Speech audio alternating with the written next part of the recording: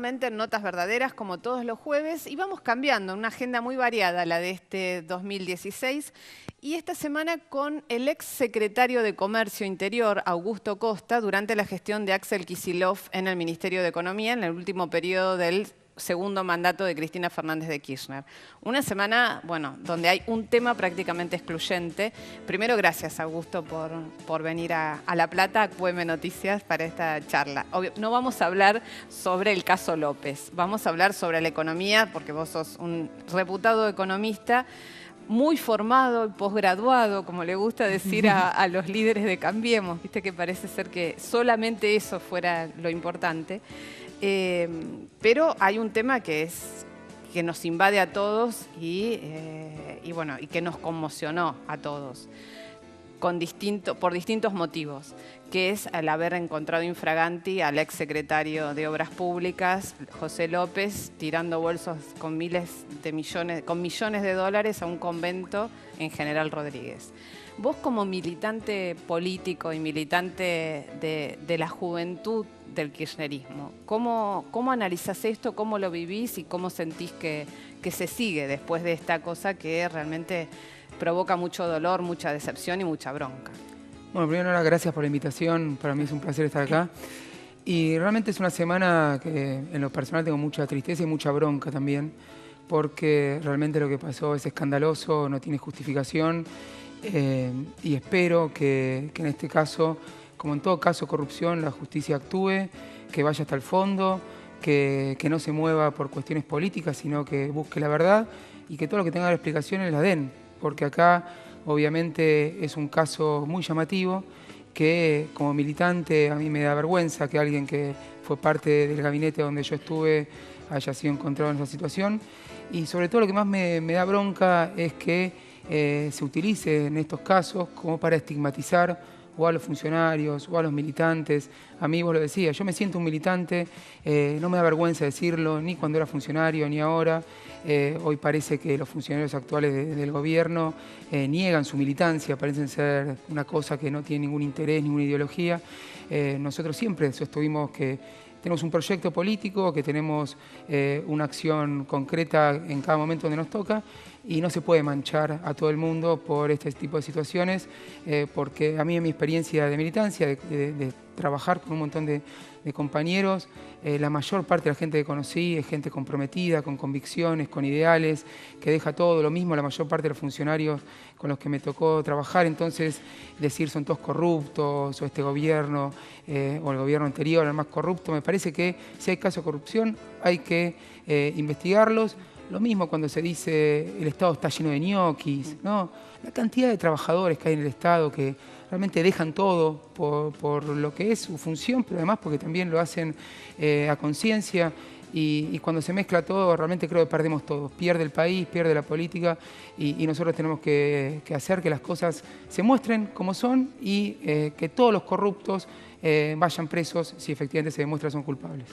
Bueno, sí, la verdad que es eso lo que uno necesita, ¿no? Porque también uno necesita como ciudadano, porque en una sociedad sin la política, bueno, sabemos que es la ley del más fuerte y la ley de la selva, en el peor de los sentidos, ¿no? La sobrevivencia del más apto, y si se mancha toda la política, ¿qué es lo que queda, no? Totalmente, y el peligro es que de vuelta volvamos a una situación donde la gente pida que se vayan todos o haya un clima social antipolítica, porque nosotros sabemos que en una sociedad como la Argentina, con mucha desigualdad, mucha concentración de la riqueza, más allá de todos los avances que para mí se hicieron de 2013 en adelante, si no hay un Estado, si no hay proyectos políticos que busquen permanentemente mejorar las condiciones de vida de los sectores más vulnerables y en general de las mayorías populares, ganan los poderosos. Y me parece que entonces no puede mancharse la política, porque es necesario que la política esté por delante de la economía en la Argentina como en gran parte del mundo.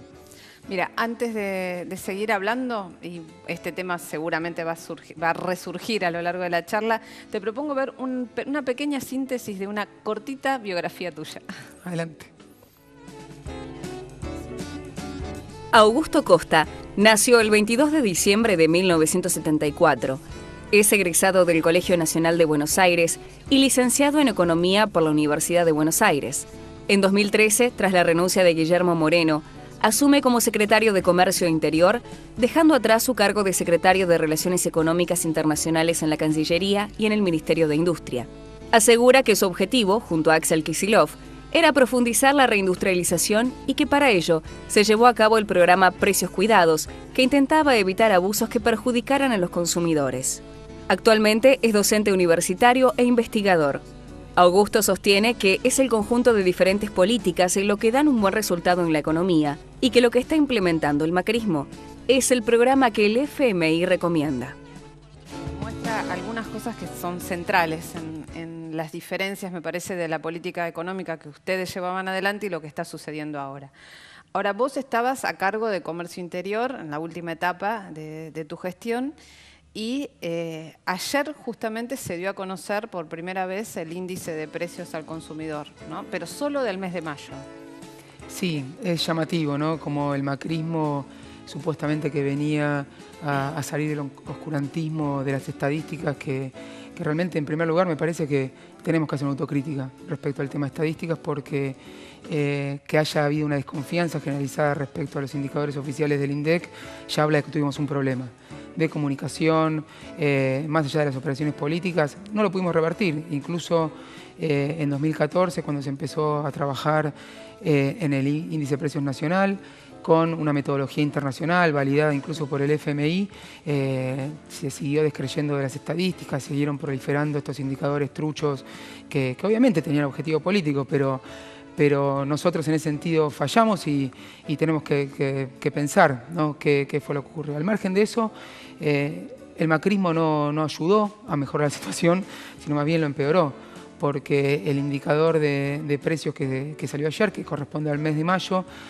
da una inflación promedio de 4,2% respecto a abril. Okay. Pero nada dice de lo que pasó desde el mes de diciembre hasta mayo. Es decir, eso quedó en un agujero negro de la historia, donde precisamente de lo que se trata fueron de los meses con más inflación desde 2002. Es decir, en 14 años, abril fue el mes de mayor inflación mensual de 2000. Casi el 7%, ¿no? 6 y pico por ciento, exactamente. Pero nuevamente, decimos casi el 7% porque no había estadística. Uno, si se basa en los indicadores, por ejemplo, el índice de precios de la Ciudad de Buenos Aires daba creo que 6,5%, claro. Es un nivel altísimo, que tampoco es casualidad, Nora, tiene que ver con todas las políticas que tomó el macrismo desde que asumió, e incluso antes, anunciando anticipadamente una devaluación de casi el 50%, que nunca en la historia vi que un gobierno anuncie una devaluación con 2 o 3 meses de anticipación. Sí, no, bueno, varias cosas. Para seguir un cachito con el tema de índice de precios, también lo que se ve es que mientras el INDEC ayer dio este índice de mayo, sin hacer el acumulativo ni el interanual, la Ciudad de Buenos Aires dio un índice mayor para mayo de 5% y un acumulado en el primer semestre, ahí sí, de la ciudad del 25%, es decir, agota en un semestre la perspectiva que habían tenido como inflación anual. Esto es lo que había dicho Prat Guy, supuestamente que iba a ser la inflación del año, ¿no? Sí, Prat Guy había anunciado una meta de inflación de 25% para el año y ya la cumplimos largamente. Y realmente no escuché al ministro cambiar su perspectiva ni ajustar esa meta a lo que está ocurriendo en la práctica. Entonces, desde mi punto de vista y mirando lo que son los diferentes indicadores, la inflación, de hecho la de la Ciudad de Buenos Aires interanual da 44,4%. Y si uno proyecta... ¿Cuánto hace que no había esa inflación? Más allá de... Desde 1992. Claro. De 1992 que fue una de las últimas hiper. Exacto, cuando ya se había comenzado a instalar la convertibilidad y empezaba a mostrar sus efectos y estábamos saliendo de la hiperinflación. Entonces volvimos a niveles de hace 20 y pico de años, ¿no? En términos de inflación acumulada. Ahora, cuando uno escucha a los funcionarios de Cambiemos, dicen que la inflación es consecuencia de la herencia recibida y del déficit fiscal. Ponen el acento en que el déficit de la Argentina y la emisión monetaria son los causantes de la inflación. ¿Qué respondés vos ante eso? Porque, digamos, había inflación durante el kirchnerismo y como vos bien decías, también se cometió el error o la decisión política equivocada de haber ocultado durante mucho tiempo el índice oficial de inflación o que uno sospechara sobre la verosimilitud de eso. Ahora, en estos meses se ha incrementado en mucho y supuestamente la emisión monetaria se paró. Sí, Nora, esto es una discusión teórica Sí, que desde el punto de vista de los debates económicos obviamente es central que se dé, pero a nivel mediático, a nivel de opinión pública, en general se instala permanentemente lo que sería el librito de la ortodoxia, que es que la causa de la inflación en todo tiempo y lugar tiene que ver con una política monetaria inadecuada, es decir, mucha emisión monetaria, en general para financiar un déficit fiscal descontrolado, y que esto encima se propaga porque cuando el movimiento obrero, los trabajadores, reclaman recomponer salarios ante la variación de los precios, generan inflación también, ¿no? Entonces, fíjate lo que es la lógica del liberalismo, que cuando suben los precios, o es el Estado porque emite y tiene déficit, o son los trabajadores porque reclaman, a partir de reivindicaciones completamente legítimas, recuperar su salario real, sus saberes. Entonces, no tengo dudas de por qué el gobierno Cambiemos señala al Estado y eventualmente a los trabajadores como responsables, porque es un gobierno liberal, ortodoxo. Entonces, nosotros siempre planteamos que la inflación es un fenómeno multicausal, que nunca vas a encontrar una única causa, un único motivo de por qué un determinado índice de precios se mueve como se mueve, y que en la Argentina en particular, por ser una economía abierta, tiene mucho que ver la cuestión de lo que se denomina inflación importada, o cuando hay variaciones de los precios internacionales, cómo eso repercute en un mercado interno donde vos particularmente producís bienes que se exportan y que son muy sensibles para el consumo de los argentinos, ¿no? Como por ejemplo la carne, la leche, el trigo, que si uno ve la cifra de inflación, cuando fue el boom de los commodities y empezó a subir el precio de la carne, del trigo, del maíz y de la leche, eso va al mercado interno y se amplifica porque obviamente una vez que empieza a haber una disparada de precios, empiezan a operar estos factores de, bueno, puja distributiva, ¿no? Obviamente los trabajadores pretenden recuperar salarios, pero además tenés formadores de precios porque tenés una economía concentrada.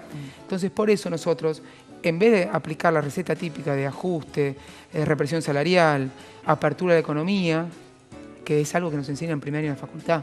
Claro, porque no es que salieron tampoco que son extraterrestres, es la teoría dominante. Exacto, no es que no lo sabemos. Nosotros siempre con el ministro Axel Kicillof decíamos, esto lo aprendimos en primer año. Claro, es la receta liberal que te esconde las consecuencias de esa política, que la estamos viendo hoy. Entonces nosotros dijimos, vamos a administrar las variables macroeconómicas buscando el objetivo de crecimiento, de proteger la producción local, de que haya empleo y evitar que los formadores de precios, a partir de su poder de subir los precios para tener más rentabilidad, impidan que la inflación vaya teniendo niveles más razonables. Por eso lanzamos precios cuidados, por eso empezamos a monitorear todos los precios y empezamos a regular muchísimos mercados, por eso tuvimos la política tarifaria que tuvimos.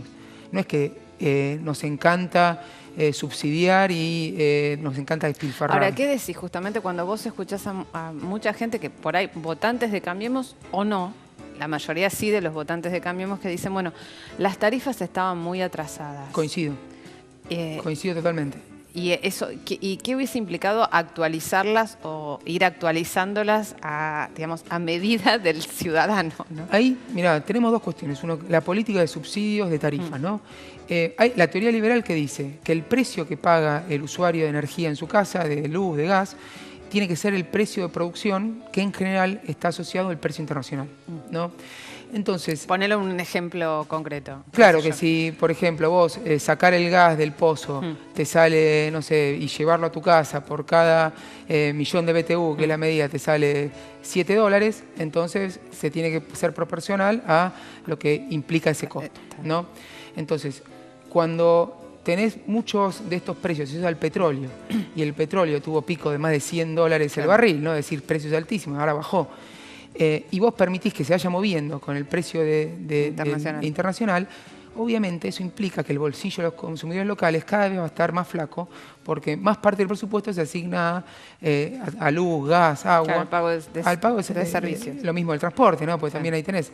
Entonces nosotros siempre tuvimos una teoría de que vos podés desacoplar el precio que paga el usuario del precio de producción y distribución, subsidiando, obviamente, la tarifa con recursos del Estado Nacional. Ahora, ¿el subsidio a quién va? ¿El subsidio va a la empresa o, digamos, va indirectamente al usuario que paga menos? Conceptualmente te lo pongo. Producir, que vos, Nora, Sí. en tu casa, vos gastaste 10, ¿no?